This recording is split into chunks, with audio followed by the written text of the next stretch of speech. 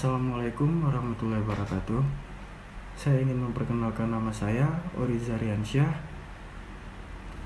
dan saya ingin mempresentasikan materi kuliah yang telah diberikan selama metode daring ini, yaitu materi pertemuan yang ke-10 sampai dengan yang ke-11, membahas tentang reasuransi dan pengertiannya, para pihak dalam reasuransi, dan materi yang terakhir ialah hubungan antara asuransi dan reasuransi. Baik, langsung saja masuk ke materi yang pertama yang akan saya bahas, yaitu pengertian reasuransi. Dalam pasal 1 Undang-Undang Nomor 40 Tahun 2014 tentang perasuransian usaha, reasuransi adalah usaha jasa pertanggungan ulang terhadap risiko yang dihadapi oleh perusahaan asuransi, perusahaan penjaminan, atau perusahaan reasuransi lainnya. Dan sekarang saya akan membahas materi yang kedua, yaitu para pihak dalam reasuransi.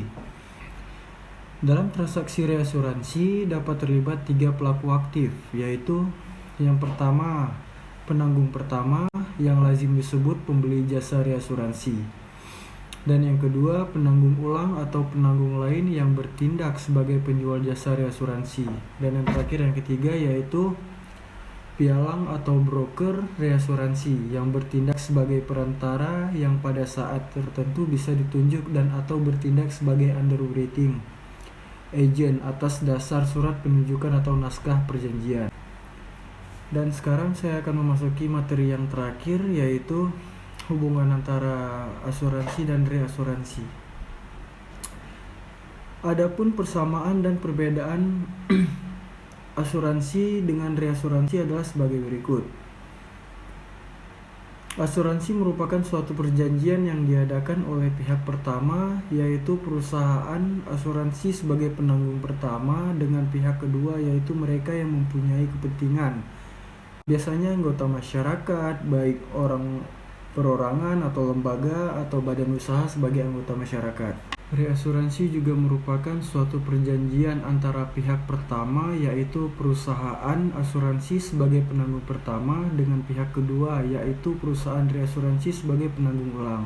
Baik, untuk lebih detail lagi saya akan menjelaskan bagaimana kedua pihak yang mengadakan kerjasama reasuransi harus taat dan melaksanakan 6 prinsip sebagai landasan ke pelaksanaan membentuk perjanjian reasuransi atau pertanggungan ulang. Nah, prinsip yang pertama yaitu prinsip itikat baik.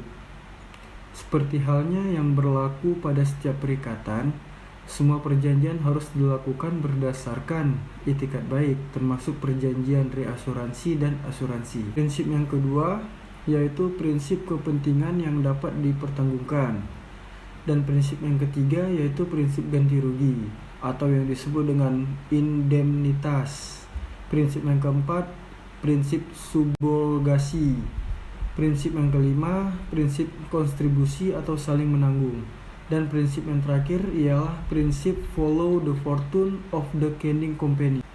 Istilah mengikuti keberuntungan penanggung pertama atau pemberi sesi follow the fortune of the ceding company dapat diartikan juga sebagai istilah mengikuti suka dukanya penanggung pertama atau pemberi sesi.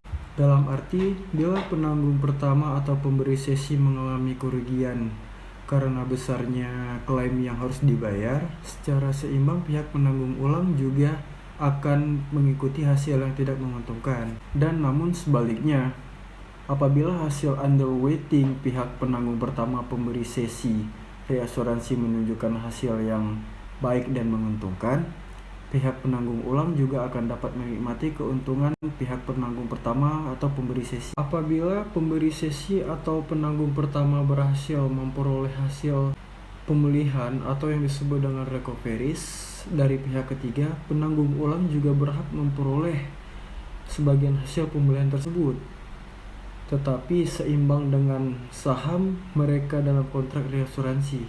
Baiklah, mungkin hanya segitu saja yang dapat saya presentasikan. Mohon maaf jika ada kesalahan.